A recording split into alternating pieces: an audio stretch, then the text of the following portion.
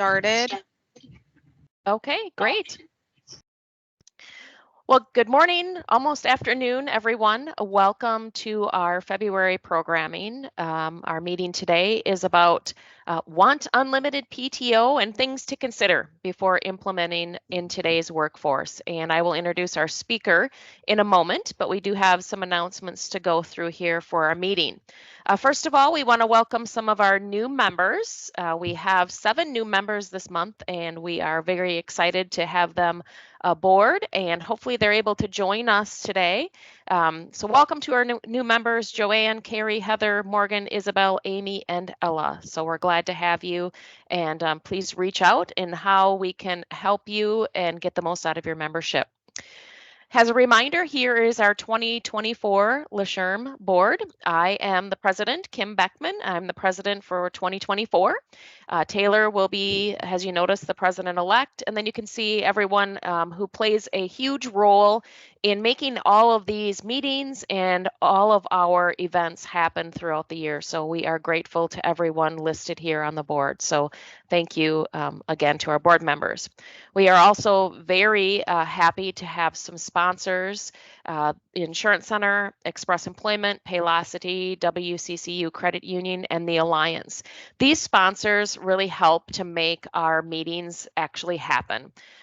It gives us the ability to get some great speakers like Marina today so that we can give back to our HR community. We still are looking for chapter sponsors in the following areas that are shown here listed on the screen: recognition, safety compliance, executive coaching development, legislative, HR strategy, and education. So if you are in one of those categories, your business is one of those categories, we would be happy to talk to you about how to become a sponsor so that we can continue to make some great programming happen for our HR community. If you have not already signed up for our March meeting, this is kind of a hybrid meeting, meaning if you want to be in attendance, awesome. We'll be in Bell Square, downtown La Crosse. If you're not able to make it in person, we do have the virtual option. And we always like to provide that because we do have a really far outreach in our community area. So we want to make sure that we are giving everyone an opportunity to attend, even if you're not able to actually make the drive to downtown La Crosse. Our speaker in March will be talking about employment law. Bob Gregg and Storm are attorneys at Boardman and Clark. If you've ever been to the Wisconsin State SHRM, you have probably heard both of them speak, and they can make employment law seem very interesting. So if you have not already signed up, please go out to our LASHRM website, lashrm.org, and get signed up for our March meeting. You won't want to miss that. Lots of great information. Just a sneak peek at 2024 and upcoming meetings that we will have for April, May, and June. Also mark your calendar for our nonprofit vendor fair. Last year was the first year that we actually had the vendor fair, and we had such a great turnout, and we expect this year to be even bigger and better. And then we are finalizing some things for the fall of 2024. So take note of that and make sure that you get out and register for those great sessions. Also mark your calendar for our Member Appreciation Night. This is open to all LASHRM members, and feel free to bring a guest. This may be a great way to introduce them to the La Crosse area SHRM. This will be held on June 5th at 6:35 is the first pitch, and we're going to go to a Loggers game. We've reserved an area specifically for our group, so it'll be a great night of networking. Hopefully the weather will cooperate, and we'll just have a great Member Appreciation Night. Bring a friend and make sure to mark your calendar to attend so that we can network and have a lot of attendance at that event.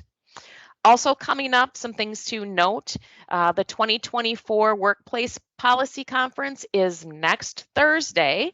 That will be held in Madison. I was able to attend last year, and again, a lot of great information was available to the attendees. And then we are also planning and getting ready for our student conference and case competition, which is going to be held in Beaver Dam on April 6th. So a couple more events to be noteworthy. And then if you have not already heard the news, the national SHRM annual conference will be held in Chicago. So last year it was in Vegas. So this is going to be a little bit closer to home. So if you've never attended the annual conference and expo, this might be a great opportunity to head to Chicago for June 23rd through the 26th to attend the annual conference. There are thousands of people that attend, and there are always great speakers. And then just a reminder about the Wisconsin State SHRM Conference in October, the 9th through the 11th. Again, they always have great speakers and something to be noteworthy and get signed up for as soon as registration is open. So mark your calendars for all of these great events. Are there any other announcements that anyone on the call needs to share or wants to make known to our HR community? And remember to unmute yourself if you do have something that you would like to announce to the group.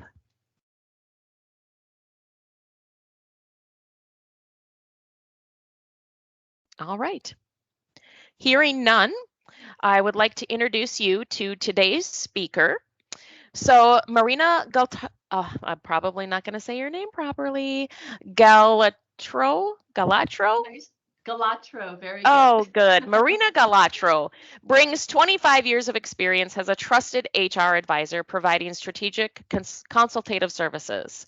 Marina's experience combines effective recommendations and support to companies on a variety of topics, including federal and state compliance, HR and payroll outsourcing, leave of absence, compensation, paid time off, performance management, policy and procedure development, and training and development. Marina is passionate about compliance. Wow. Passionate about compliance. I love it. Leave management and assisting companies to develop HR strategies that drive transformation and elevate the workforce experience. So she has met with state assembly members to discuss pending workplace legislation and how it may impact the HR profession. So let us welcome today, Marina. Thank you so much for being here, and I will let you take it away. Yes, thank you, Kim, for that introduction. Hi, everyone. So nice to see you all. And if you are going to be at the annual conference SHRM in Chicago, I will be there. Will be presenting there again this year. So if you do attend one of my sessions, please come and say hello. So as Kim mentioned, my name is Marina Galatro. I am an executive HR consultant for Newfront Insurance Services, and I work with companies across various industries, providing effective recommendations and support in multiple core areas of HR. But today I'm going to be talking about unlimited PTO.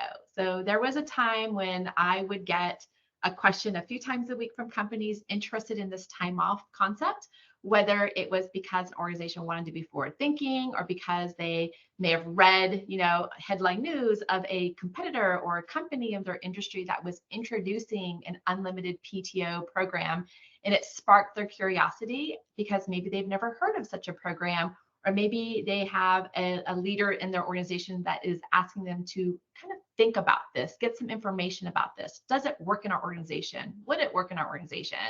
So I've had many discussions on why a program like this may or may not work. So paid time off programs may be considered, I would say, confirmation to the importance of that work-life balance. But there are definitely things to consider when you're thinking about implementing an unlimited PTO program.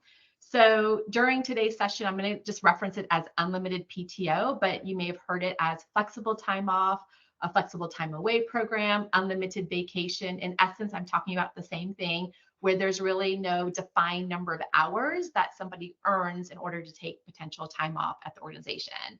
So although we might still think unlimited PTO is unthinkable, it really isn't. There's a lot of companies that do offer that, but not as much as you would think, believe it or not, because there is a lot to consider.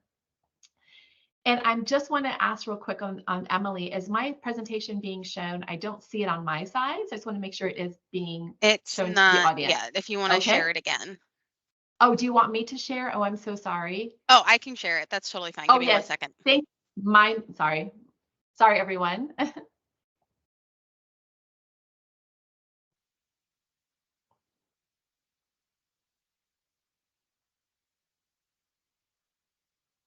Perfect. We'll just go to the next slide. Thanks, Emily. I do appreciate that. Thought it would just be better if you all drive, just in case something happens on my end. So at least you can hear me, and that's good. So why an unlimited PTO program? So I think that before I dive into this particular slide, it is really just it's better to understand like why do companies are interested in the program. Generally, it's to be an employer of choice. I do think this might be an automated slide, Emily. I'm so sorry. Thank you. To create a better working environment. These are some of the things that you hear companies are talking about when they want to offer a unlimited PTO program. Because it's cost efficient, because our competitors are also offering it, so we need to offer it as well. And more maybe because your manager told you you need to research this, so that's why you're here today. And I'm not surprised, right? This is definitely a couple of things that why individuals or companies are looking at offering an unlimited PTO program. So with that, we'll talk about what we're going to be talking about today. So we're going to talk about how to rethink paid time off. I'm going to kind of give you a general overview of some numbers regarding paid time off, why it works, why it doesn't work, kind of the catch of having an unlimited PTO program, and then things to consider before implementing a program. One thing that Kim didn't mention is I started my HR profession in California. I'm now in Texas, but for 29 years, I was in California. And a majority of that time was spent on helping companies, startup companies, companies that have been around for quite some time, whether in the high-tech industry or manufacturing industry, retail, again, across various industries, looking at ways to improve their programs. And I would say probably about 10, 12 years ago is when I started talking about unlimited PTO with some of these high-tech companies in San Francisco. And I'll go again, not always for high-tech companies, but this was what really sparked my interest in this program as I was helping companies design such policies. I'm excited to share there is one known a case law that speaks to unlimited PTO, which I'll reference that in today's presentation. You might think, why am I excited about that? Well, it is exciting because it gives organizations like us and like you some type of guideline on when you implement an unlimited PTO program, what should be included in your written policies. All right, let's move on. So some of the things I like to ask, generally if I'm in front of an audience, I will poll. I didn't do that today because I wasn't sure what technology would look like today.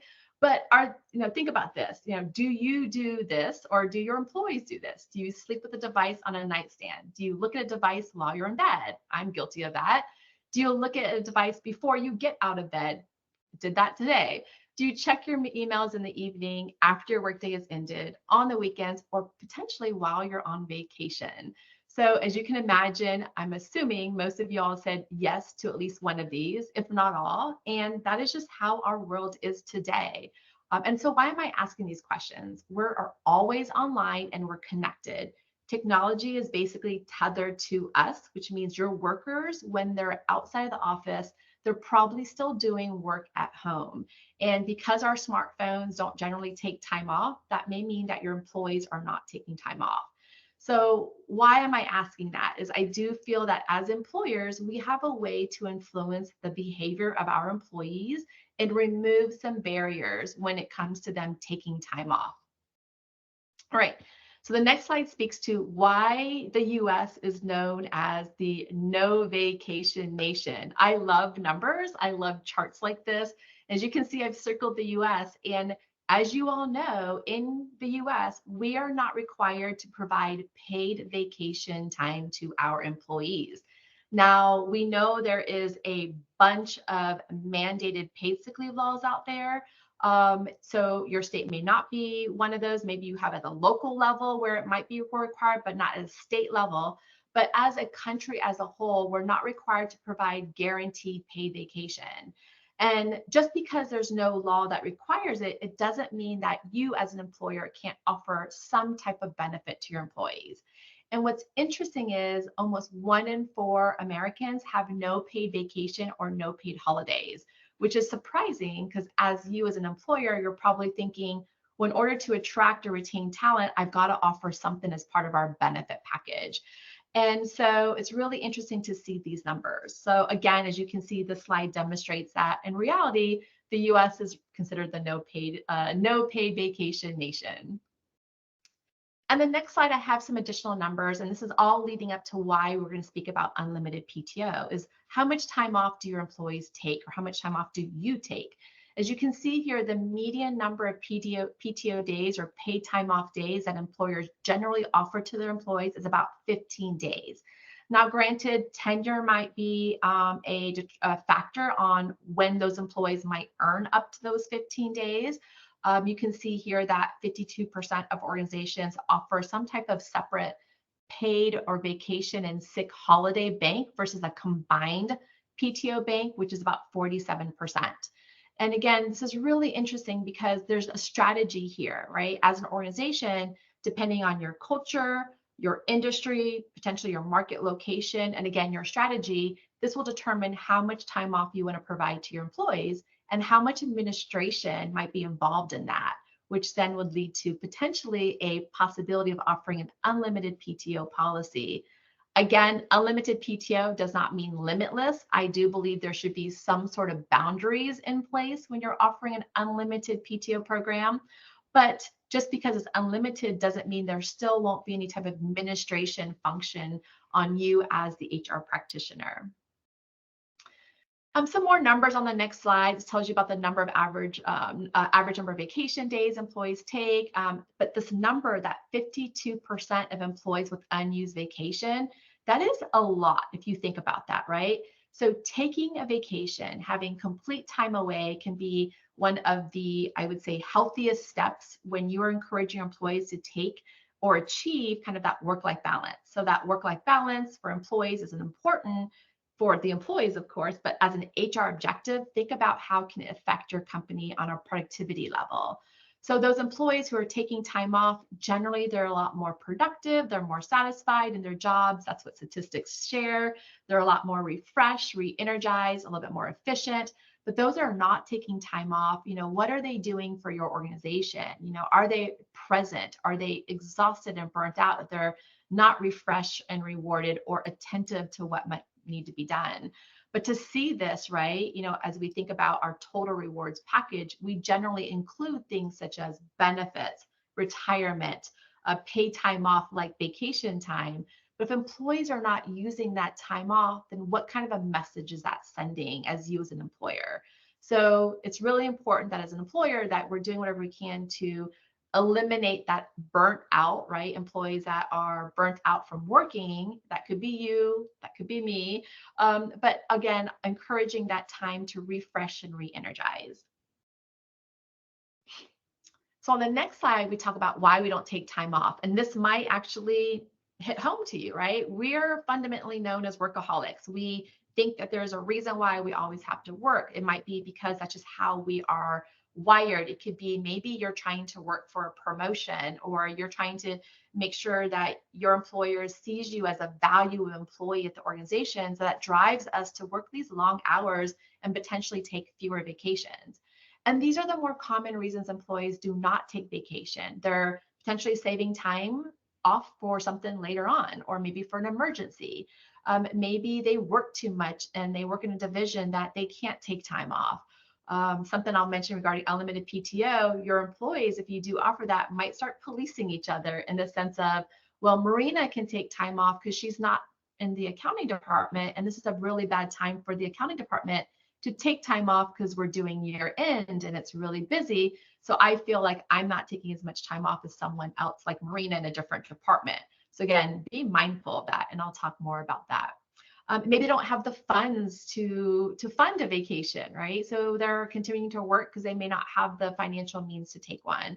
Maybe they feel guilty. They always see their manager working all hours of the day and they feel like they have to keep up. Or maybe other employees in their department are not taking time off, so they feel like they can't take time off, whereas now they feel guilty. Or again, they're discouraged by their boss. So these are some of the reasons why we don't take time off. But here's the thing, I think it's really important that as an organization, if you're going to offer a vacation to your employees, that communication, that messaging should also encourage them to take that time off. Granted, you can have rules and policies in place for how employees file for that time off request, maybe the length of the time off. Again, it's just really important that if you are going to offer it, allow the employees to take that time off. Again, because of the return on investment, they're going to be more productive, et cetera. But also your managers need to also be on the same page and communicating the same message that you as HR are communicating when it comes to vacation or time away from work. So up until this point on the next slide, I talked about time off can boost employee performance, right? So we talked about employees are a little bit more productive, they're creative, they're less prone to burnout if they're taking time off, that they're re-energizing, refreshing, taking time off for themselves and their family member. And it's just statistics say high performing employees actually take more vacation time. Now, does that mean they're completely disconnected? Maybe not. They might still be tethered to their phone, but at least they're taking time away from the workplace, away from their home office, where they can actually, breathe and have kind of more of a more relaxing environment.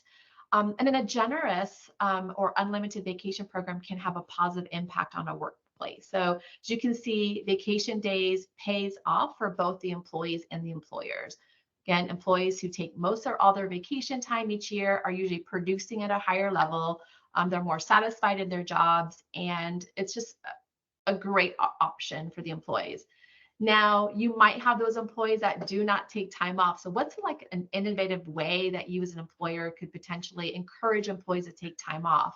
Because you're going to hear, and you probably have heard that with an unlimited program, there are statistics that say employees take less time off. Again, it's that communication, it's encouraging employees to take the time off, maybe offering some sort of, a program that that you require employees to take an X amount of time off every single year, a minimum number of time off every single year, or maybe you help fund that in some way so the employees can actually go on a vacation by themselves or with their family members. On the next slide, who has an unlimited PTO program? You can see about 8% of organizations are offering an unlimited PTO program. This is still relatively low, although when I started speaking about unlimited PTO many, many years ago, that number was like 3%. So I would say, oh my goodness, it doesn't sound like a lot, but in the last 15 or so years, it has grown a little bit. And it's not just in the high tech area, by the way. We see production companies offering unlimited PTO. May not be for all their employees, but they're offering some form of unlimited PTO program. And again, it's not a shortcut to say, hey, you're the greatest company, you offer an unlimited PTO program, although it's a great way as an attraction retention tool, but it also delivers that real return on investment, like I mentioned before. So again, increased employee satisfaction, improved work-life balance, that greater productivity, all that could be those pluses and those advantages of unlimited PTO program. And I just mentioned it's a huge selling point when you're trying to attract talent or be competitive in the industry or in your marketplace, because other companies may also be offering such a program. All right, so let's talk about some advantages and disadvantages. So I gave you kind of a layout of and set the stage for the kind of paid time off, why you should offer paid time off program to your employees. So let's talk about the advantages and disadvantages. So let's talk about the perks of an unlimited PTO program. Again, employees can recharge, right? They're taking time away from work. It can spark that creativity. It builds trust and flexibility. So because your employees are now managing their time off when it comes to an unlimited PTO program, they actually have to be quote unquote responsible. And you as an organization, as a manager, should also trust your employees when they're requesting this unlimited or this time off program. So employees are usually, again, as I mentioned, are usually high performers. They also are probably not planning time off when they have a lot of work. They're probably carefully planning how they're going to take the time off and still be able to create their workload and not cause a disruption to the workplace. So that trust and flexibility is one of the perks of an unlimited PTO program. It does boost the morale in your organization. So when they return back to work after actually taking time off, they are ready to start and producing again and providing that creativity, and it sparks that creativity, as I mentioned before. It can increase your employees' happiness. It does create a better teamwork environment, believe it or not, because employees are now thinking, if I'm taking this amount of time off, then hopefully, right, that how I leave the workplace, right, with not dumping everything on my team members, that they will do the same. They're being a little bit more mindful of getting their work done before they go out on a leave of absence. And it does create that sense of loyalty. So that number there, 53% of employees say it's very important to have a job that allows them greater work-life balance and well-being. As you can see, that ties in really well with a great and well written and well implemented, and also a great practice PTO program. So here are some more perks of an unlimited PTO program. It avoids that year-end scramble. It reduces that forced usage at the end of the year. So think about that. Employees that are accruing time off will see their bank, right? I've got 10 days of PTO left. I might need to take it by the end of the year because potentially a company might have that use it or lose it policy. Obviously, if you're in a state that doesn't allow that, you don't want to implement that. But some states don't have any rules regarding, enforcing a use it or lose it policy when it comes to accruing PTO or vacation time. So it avoids that year-end scramble of everyone trying to take time off at the end of the year. And also it eliminates, a bunch of your employees in one division taking time off because you're trying to use this already accrued time off. It actually allows you to be, from a recruiting strategy, kind of that employer of choice, that strategic approach of offering a total rewards benefit that can help you attract and retain talent. So that employer of choice is such a great perk of the unlimited PTO program. It also encourages a results-based reward system. So what does that mean? That actually kind of shifts the company to think about how much or how useful, where the employees are focused on more how effective at work they are before they take vacation. And of course, is that vacation time useful to them and potentially the company? And it's cost efficient. So it can reduce that administrative burden on you as HR, as management. It can reduce your balance sheet liability, because if you do have a policy that pays out accrued time off when an employee goes out on a leave of absence, that may be or can be eliminated with an unlimited PTO program. So could it harm your company culture? So it could, right? Because if you think about employees that have always had some type of accrual base time off program where based on length of service, they've earned more time off, they may perceive this as a loss of benefit, because now they're thinking, wow, if I've been with the company for 5 years and Marina starts the company tomorrow, she actually can potentially take as much time off as where I've been loyal to the company. I feel like there's a lost benefit. So again, your communication strategy is going to be so important, how you roll this program out for it to be successful. So again, some of your employees might feel like it's a perceived loss of benefit. Some employees might think there's less time off taken because now they don't have a number like on their pay stub or when they log into their HRS that says, this is my available vacation time.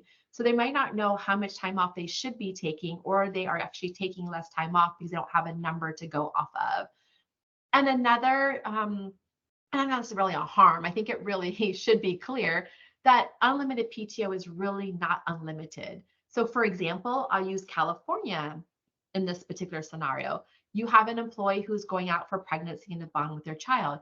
In California, depending on the size of your company and the length of service and other eligibility requirements of the employee, this employee could potentially take over 7 months off, right? Protected time off for pregnancy disability, to bond with their child.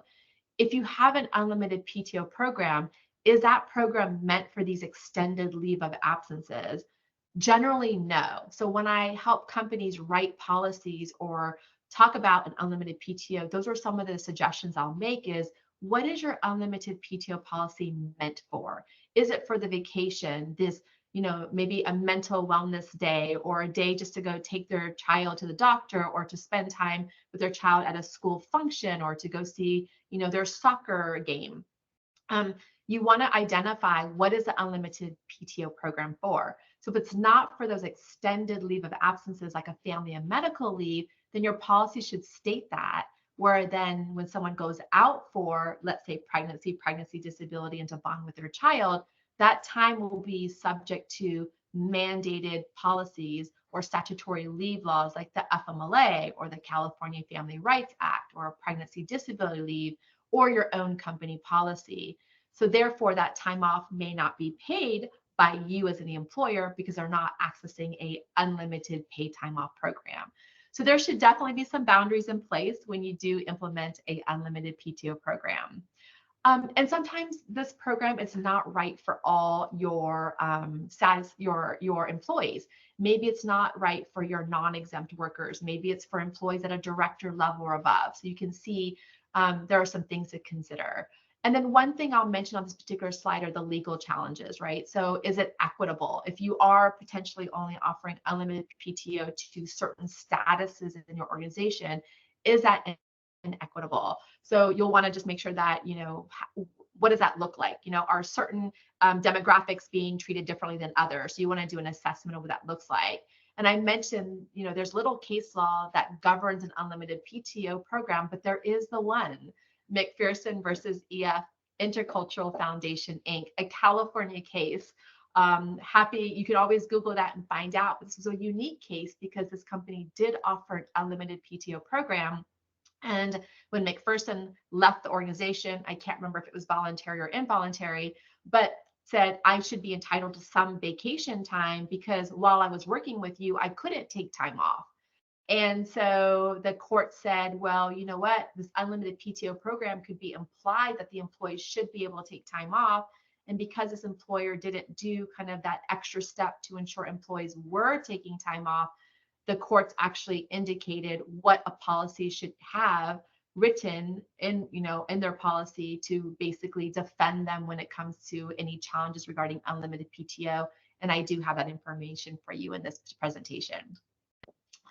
All right, so as indicated, next slide, please. Yes, thank you. As some things to consider for your culture, right? As indicated earlier, if you have a very flexible culture, then I think an unlimited PTO program could benefit you. But if you don't have a flexible culture, then this could actually be difficult to implement. Your employees may not understand that. The culture, the flexibility, that self-direction, if it's not already intertwined in your company's culture and fabric, then it's probably going to be harder for your managers and your employees to understand that about the results and the output when it comes to when and where work gets done. So those that offer an unlimited PTO program that can be successful are those that offer independence of their employees, trust. There's that understanding of freedom, that mutual respect, that accountability, and that work-life balance. So it's really important then employees have a clear understanding on what their deliverables are before they request the time off or before they go out, and that they should also be held accountable for those deliverables. The organization I work for right now, we rolled out an unlimited PTO program about 3 years ago or so. And that was something that was very clear in the policy, is that even though you might be taking your unlimited PTO, there could be a expectation that you might need to still get work done. We're very client oriented, very service provided. So if there's an emergency call, you might need to still take that. So again, keep that in mind, that your policy can speak to that. Even though you are off, right, and you can have this flexibility to take time off, there might need to be a time where you might need to be able to, service a client, especially if that's your industry. All right. So on the next slide, let's talk about who is eligible. So are all your employees eligible for a unlimited or flexible time off policy, or do you want to make it for just your exempt employees versus your non-exempt employees? Do you make it available to senior management above? Again, sometimes unlimited PTO policies are not suited for those hourly non-exempt positions or positions where it's difficult to measure productivity, or positions where there might be issues with staffing or covering them if they're out, such as in retail or potentially the restaurant environment. But it doesn't mean that you can't offer it. You just have to have parameters in place and really educate and train your employees and your managers, and of course have leader buy-in when it comes to rolling out such a program. And again, think about the financial implications, the impact on employee morale. Again, evaluate your workforce. What group is better able to manage this workload when it comes to time off and minimal guidance? And if you are limiting the benefit to certain employees, be aware of kind of the perception of these employees have unlimited PTO, but I do not. So kind of that haves and have nots kind of, feeling amongst your employees. All right, so when switching to an unlimited PTO program, I say definitely consider these federal, state, and leave laws. You heard me kind of give you the example already about the California employee, pregnancy, disability, and to bond with their child. So keep that in mind. So when you're creating a policy, do you want your unlimited PTO policy to potentially pay up to 12 weeks of leave under the Family and Medical Leave Act? or any other state leave law that might be applicable to your employee.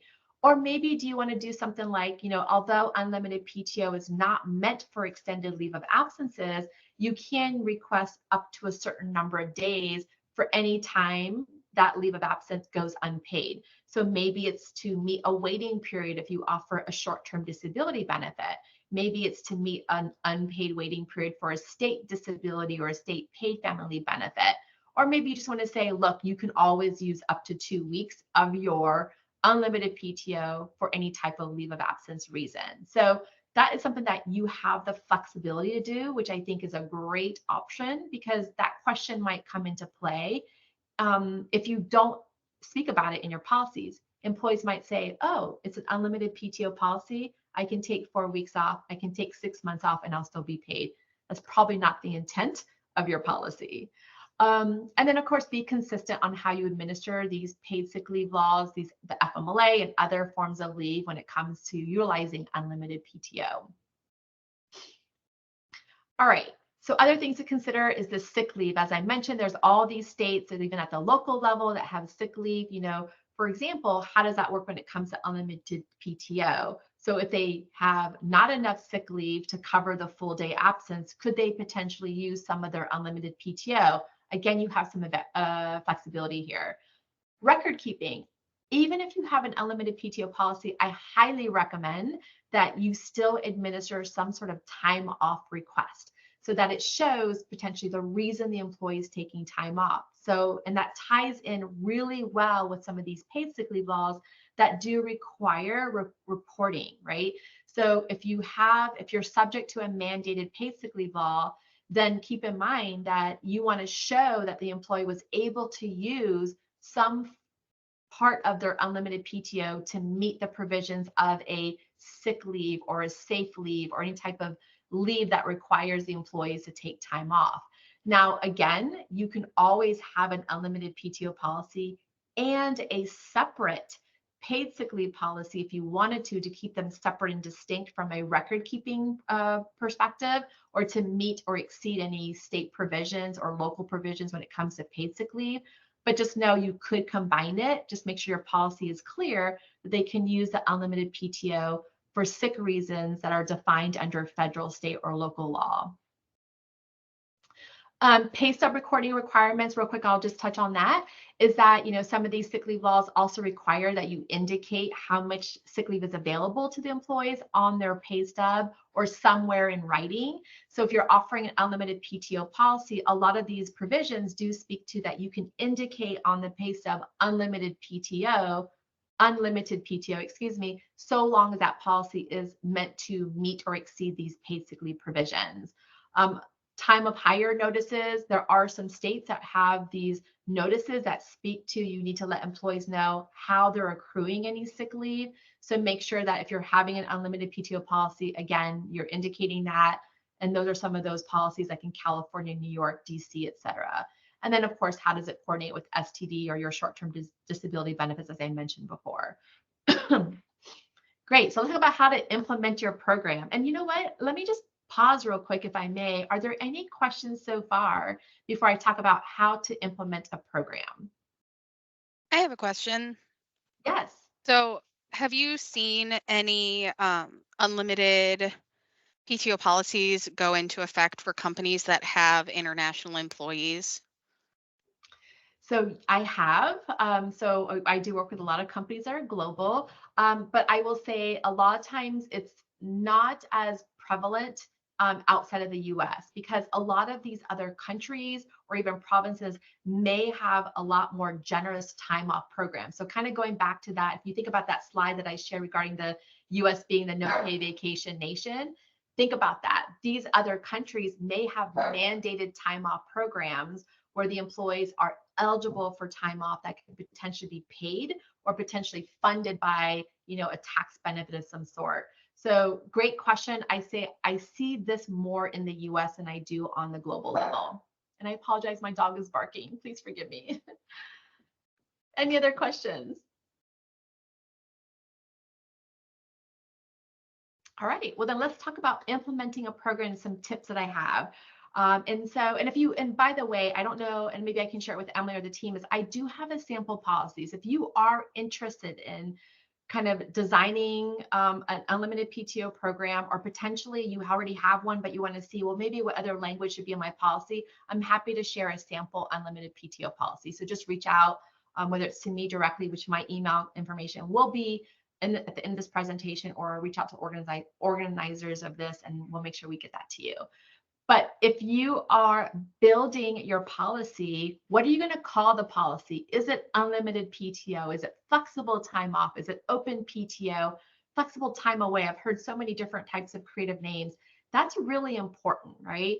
And just be very careful, because what I've seen when companies implement a program is they forget to double check their whole handbook when it references time off.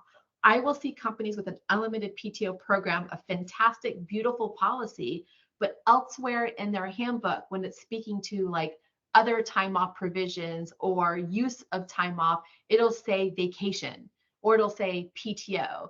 And the problem with that, or where the risk is keep in mind, there are some states that say if you offer a vacation or PTO program, it's treated as earned wages, meaning at the time of separation, that earned unused time is payable at separation. So when you create an unlimited PTO program that speaks to, this is not an earned benefit, this is not payable at separation, make sure that language is throughout your handbook and other communications, so that you're never challenged by the fact that, is this really an earned vacation, or is it really truly just an unlimited PTO program where it's not earned?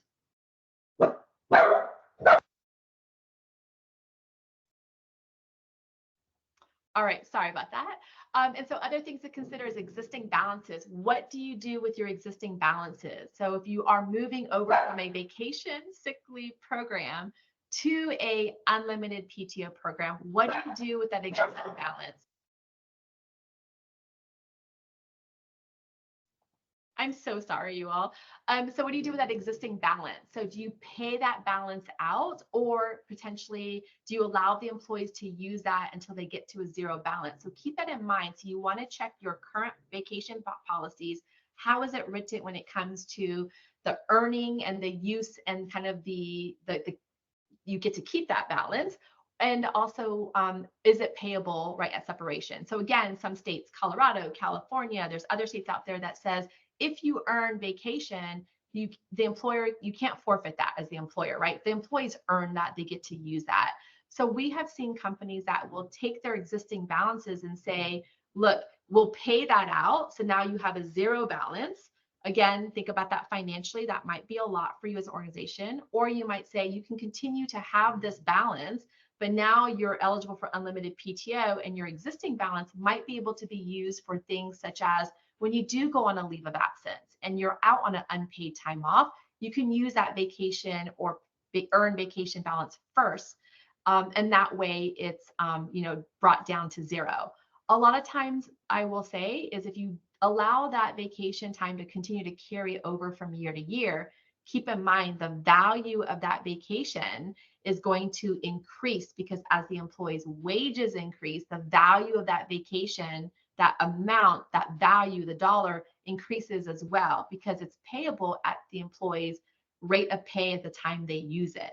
I get questions all the time. Can we just freeze the value of it? Not necessarily, because you have to look at your states that say vacation is considered wages earned. I saw a couple questions come up. Could someone read that to me? I know it popped up, but I don't see them anymore. Do you want me to pause to answer those questions? I think it was Kim asking a question to the group. I also see Taylor asked a question. Do you see companies implementing an unlimited PTO policy and keeping their paid holidays? I do see that as a separate. So again, as an organization, you have to determine, is that considered a total rewards package benefit, right? Holidays separate from your unlimited PTO. Some companies do bundle them together. I do generally see them separate and distinct. Any other questions? I think that was it.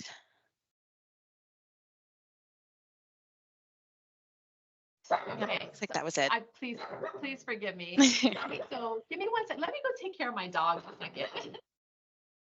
While she takes care of her poochie, I had a question for the group, and I was wondering, based upon industry, do you think this policy would work for you?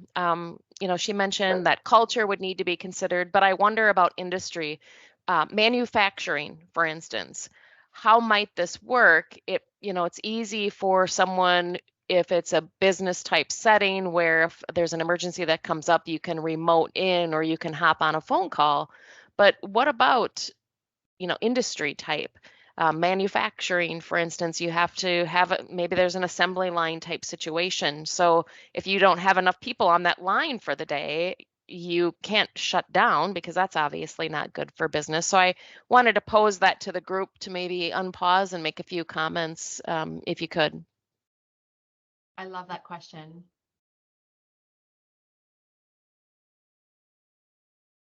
Perhaps people are being shy today. And that's okay. But I will tell you this, I actually had a casino client. So think about that. I had a casino client that was looking to offer this, and we had so many discussions around would it work, would it not work? And what you mentioned is so right on point. Think about you're a customer of a casino, you go there and now no one's there to help you, right? And so that's a very service oriented industry.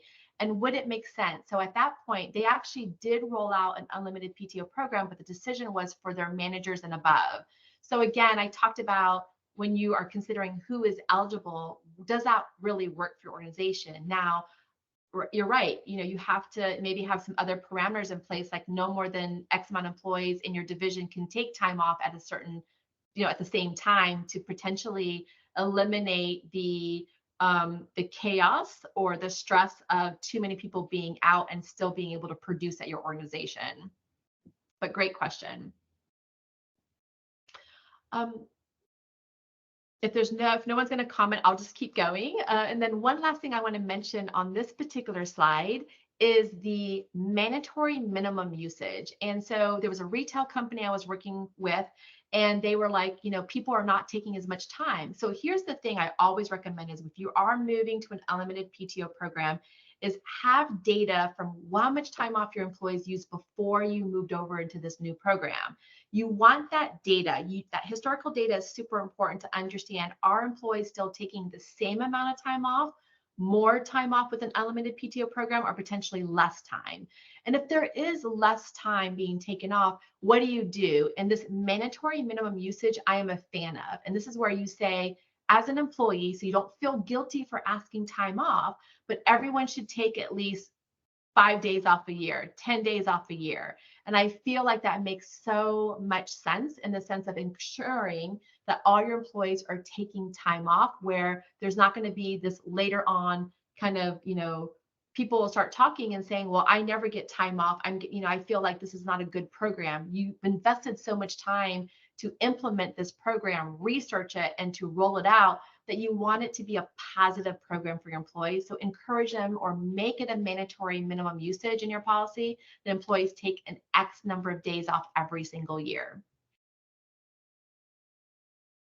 Great. So let's talk about communicating the value. Super important is develop a theme or a message about the purpose and the value of the benefit, right?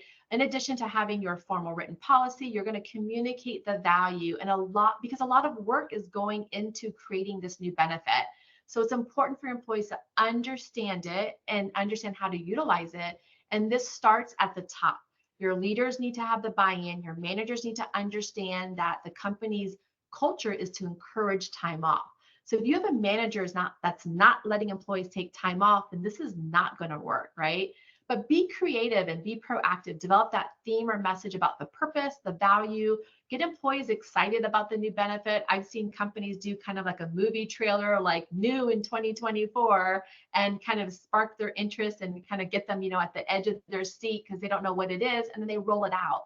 But again, you'll want to understand your company's culture and see, are your employees going to value this? So another thing is maybe you do some sort of pulse survey before you roll it out, or before you think about rolling this out, is asking employees, would they appreciate or would they value an unlimited PTO program? So many times employers think their employees value something when they really value something else. So, keep that in mind. Very, very important. And then of course, share success stories. If you have employees that utilize the unlimited PTO program when it's still new, allow them to share their experience with other employees to continue to promote this wonderful benefit. All right, so let's talk about some key takeaways. So, okay, here's the thing. Here are the advantages, disadvantages, and things to consider. So one, does it make financial sense? It could, right? Again, although statistics show employees take fewer days, and that may not be your intent of this, but there's a real benefit of eliminating that accrued hours that need to be paid out when an employee does leave an organization. So with an unlimited PTO, generally there are no hours earned and therefore no balances to carry over or pay out. It can be a great recruiting tool. So I'm just kind of recapping these advantages here. It's a great recruiting tool. We've heard Netflix, we've heard these other companies are offering it, and people sometimes want it, but it has to be something that your employees do want. Again, if your industry, your location, your market this is not something that employees are going to want because they really want to earn that time off. There's a sense of, commitment to organization, and I should be rewarded for that. Then think about that. Maybe this is not a program, but again, it could be a great option as far as a recruiting tool. It can be easy to implement as long as you have a program in place. You also make sure that you have a well-written policy. And again, just make sure that you understand that there's a lot of communication and education that needs to be in place to help implement this, but it can be easy to implement. And again, you will also, if you're working with a system, like a Paylocity or ADP, or even maybe a smaller one like a Bamboo HR, ensure that it can help. You need to update your systems, right? There's no longer the accrual process. You need to understand that. What does that look like when employees log into your payroll or HRIS and they want to see how much time off do they have, or how much time off have they taken year to date? Some of the disadvantages, it's not really unlimited. So this might be a disadvantage to the employee, but not necessarily you as an employer. But it should not be really unlimited. There should be some boundaries in place. Again, some other disadvantages is that less time might be taken off. These employees don't see an actual number of their hours accrued or how much time off they have available. This is where you as an organization should be, managers and HR should be encouraging employees to take time off so less time off is not taken. It could be harder to track that time off. That's why I'm still a fan of some sort of record keeping, whether they go into your HRS and they're requesting the time off and maybe they indicate the time off reason, vacation, personal, sick leave, whatever the case may be, just so that you have some sort of a record. And that helps you when you're evaluating how much time off are employees taking with an unlimited PTO program, and maybe to compare that to how much time off they had taken when you had a traditional time off program. Again, staff may not always welcome this change. Change management can be very hard for employees. That's why there should be this opportunity to ramp up this excitement of this benefit. Don't just roll it out tomorrow and not have any type of strategy or communication strategy in place to educate the employees on what the program is. And then some employees might see this as no longer having a time off benefit saved, or for example, not having kind of like this kind of payout or savings account. And then things to consider: does it work for your organization? There should always be strong communications, and coordinate with your paid sick leave laws that are applicable, and then make sure there's a defined approval process. I did see a question come up, and I think I caught the very beginning of it. I saw it come up on, and I think it said maybe the feeling of offering it to different statuses, exempt versus non-exempt.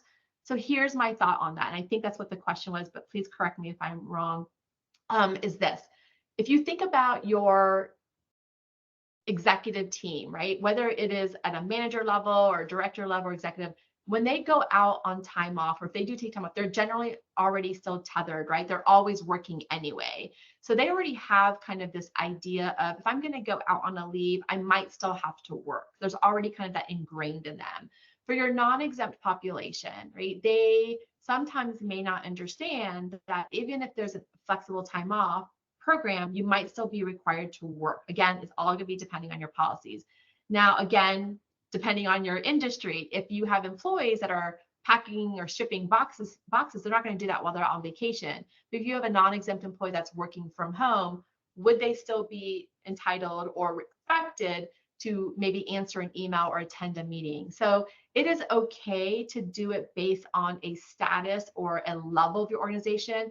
But yes, there are things to consider, kind of that has and have not comment that I made. You might have employees that think, well, that's not fair. I'm not saying that if you do offer it to your exempt population, the unlimited PTO program, that your non-exempt population should not get anything. They're probably going to be more on that accrual basis, right? They're working hours to earn the time off versus your exempt population. They're basically doing their job to earn the time off, if that makes sense. I'll pause to see if I answered that question. I saw that comment come up. Hopefully I was on base.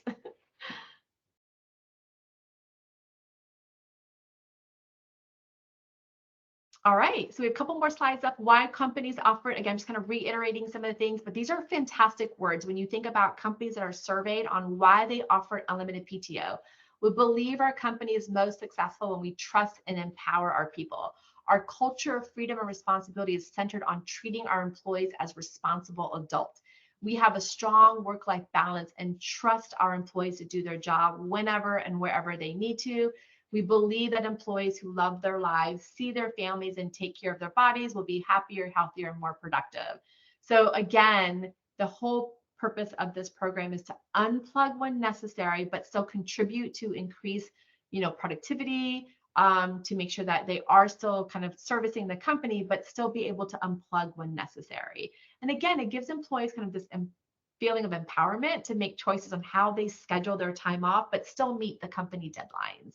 And again, this is really just kind of this overview of why the rationale for unlimited PTO program works, and that basically the employee can work anywhere, anytime, because there's all this technology that helps them do that. And then one last thing I'll say, I think here's tips for a successful program before I get into the written policy piece, is having your leadership support this program. Create the policy so it mirrors your company values, communicates how and why this policy is the way it is, and basically how to request it, how to navigate it. I do feel there should be, a policy for the whole organization, and then maybe kind of the scope of work or scope of service on how it's handled internally. In addition, you want to communicate the program. Of course, please, make sure employees are aware of it, have a communication strategy in place, shift the focus from hours worked to contribution. And then, of course, with any type of policy change, or if you're implementing a policy or editing it, make sure that you're working with employment counsel, because that could be in addition to the policy, but looking at throughout all your other policies or your handbook on how this unlimited PTO program integrates with other potential time off policies or usage of that program to ensure it's not treated as wages earned, and then it could potentially be payable at time of separation. And then last, so let's talk about the policy itself. So have a written policy that includes the employee's ability to take the time off, that it's not a form of additional wages for services performed. So it's part of a flexible work schedule. The employee has the decision to decide when and how much time they take off. Again, you should have parameters in place. This is not a sabbatical where they can take, 6 months off every single year. You can still have some sort of parameters in place.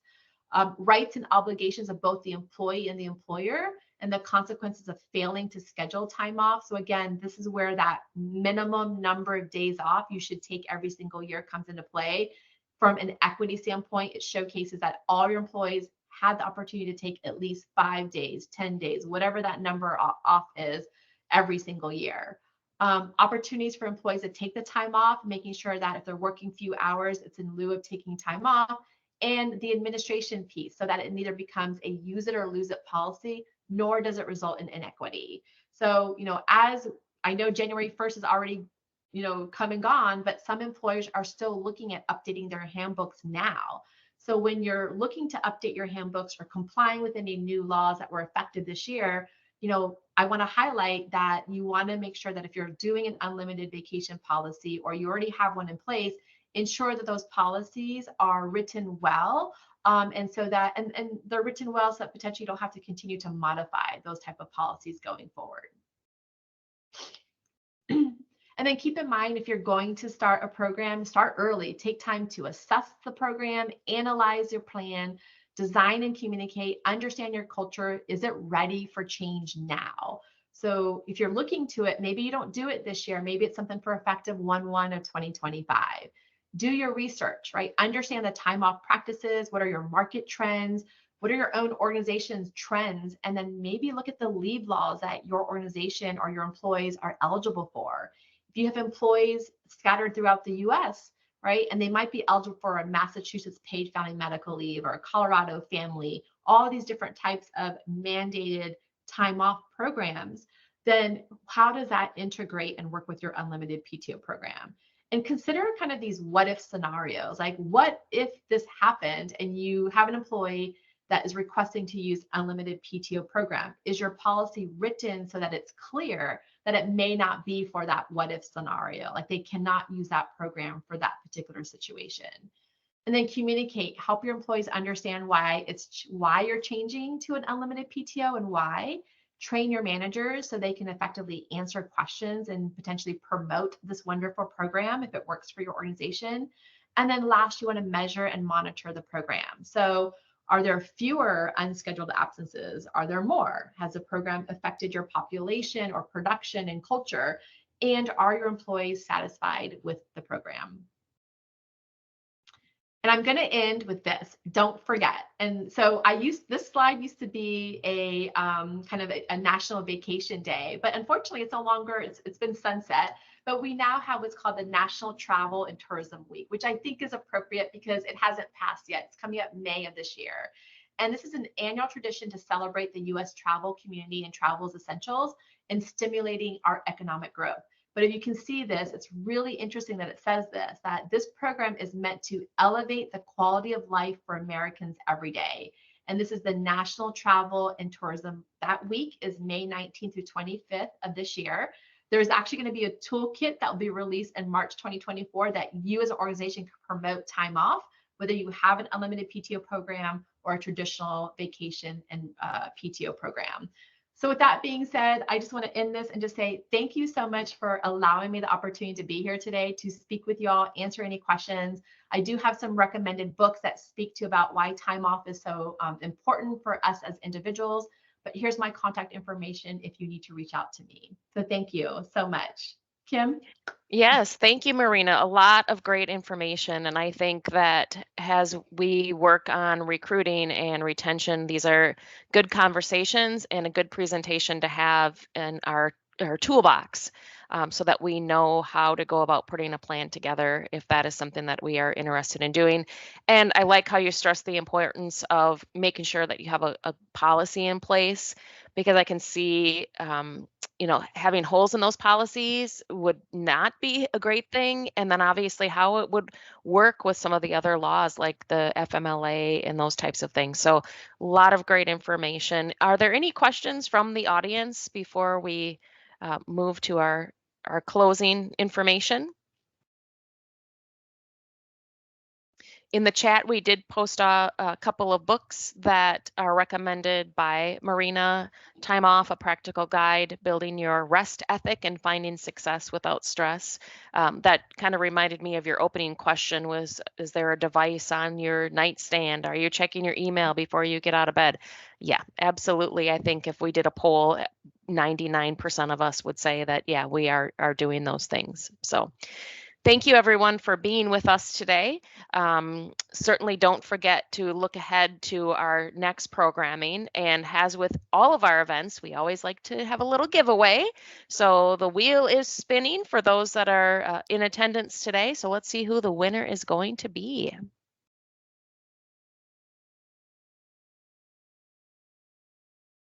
All right. It looks like Mabel. Mabel has won a super prize from LASHRM. We'll be in connection with you to get you the book that we have selected for this month. So congratulations, Mabel. And thank you again, everyone. And thank you especially to Marina for taking time out of your day to present to our group. Thank you, everyone. Have a great rest of your day. Thank you.